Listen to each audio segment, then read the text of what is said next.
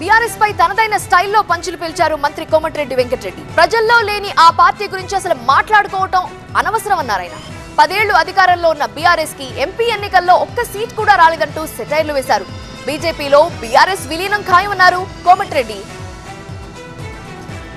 10 ఏళ్ళ అధికారంలో ఉండి 16 స్థానాల్లో గుండు సున్నాలాగా ఉండి అసలు పార్టీనే మూసుకునే దశలో బీజేపీలో విలీనం అవ్వడానికి అన్ని చర్యలు అన్ని డిస్కషన్స్ అయిపోయినట్టు మాకు అందరికీ తెలుసు.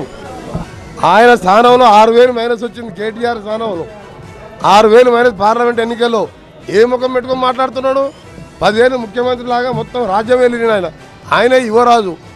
ఇవాళ హరీష్ రావు ఆయన 2,000 మెజార్టీ, మా దగ్గర ఒక్కొక్కరి దగ్గర 60-70,000 మెజార్టీ. ఒక్క సీటు గెలవలేని పార్టీ అవసరమా మనకి? టీఆర్ఎస్ ఇప్పుడు బీఆర్ఎస్ అవసరమా మనకి? ఇప్పుడు అందుకే బీఆర్ఎస్ గురించి మాట్లాడ అవసరమా? బీజేపీ బీఆర్ఎస్ మెర్జ్ అయిపోయింది కాబట్టి మన ఎన్నికల్లో డ్రాప్ అయినరు. డ్రాప్ కాకపోతే మేము 14 సీట్లు గెలిచేవాళ్ళం.